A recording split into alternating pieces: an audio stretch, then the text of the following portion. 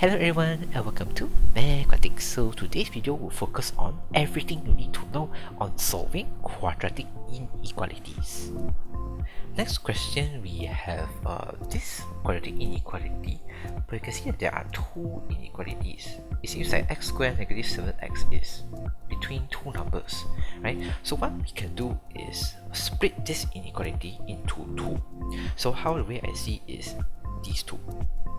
Okay, so for this part, you focus on the left side, and this one we focus on the right side. Okay, so let's solve two quadratic inequalities. So for this one, before we go into this one, alright, so let's move everything here to the left side first.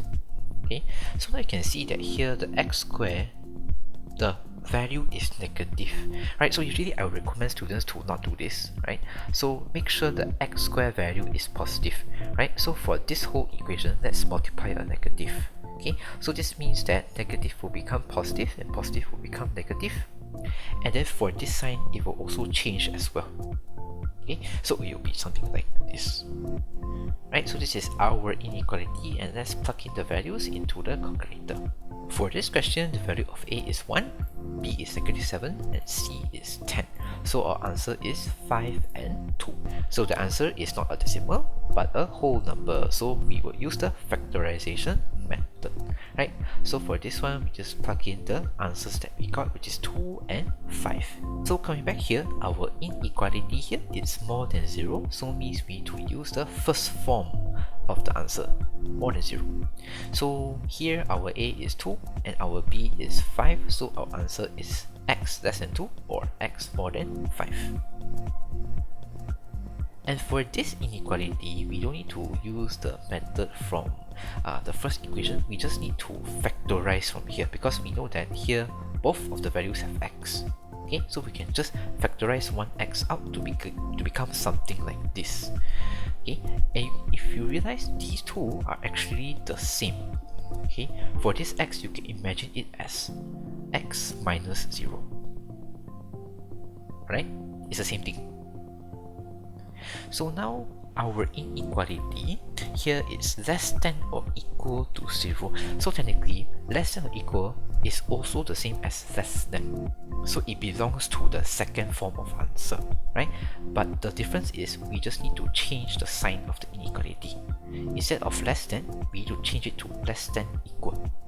Right? So for this answer, A is 0 and B is 7, so answer is x is between 0 and 7, and the inequalities are the less than or equal to inequality.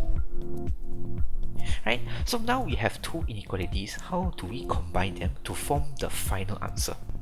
So what we need is a number line. So let's put the four values that we have, 2, 5, 0 and 7 to the number line. Okay, you all can match the colors. So for x less than 2, this is the way we draw.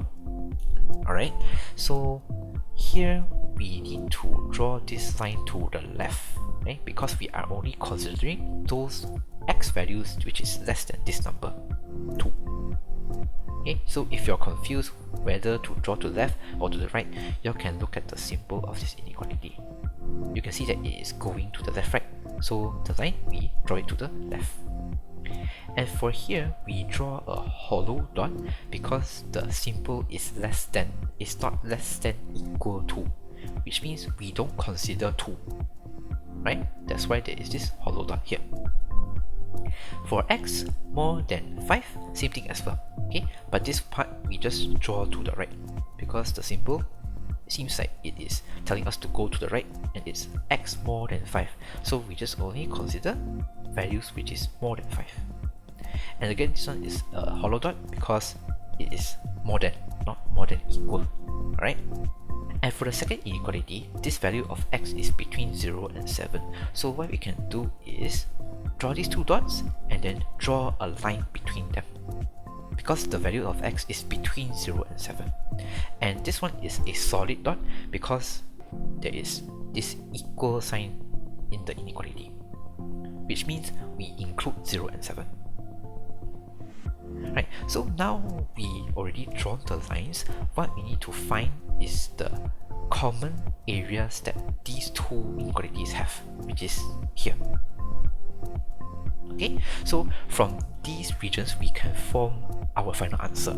So for this yellow region, it will be x is between 0, which we need to include 0, but need to exclude 2. Right, again, this is a hollow dot. For this second region, it would be x would be between 5 and 7, but we include 7 but not 5. Alright, so this is our final answer. Alright, so here's everything you need to know on quadratic inequalities. So if you have any questions, feel free to write in the comment section below. And for the next video, what I will do is about roots and discriminant. Okay, so stay tuned for that. Right, so thank you so much for watching. Take care, and I'll see y'all in the next video. Bye bye.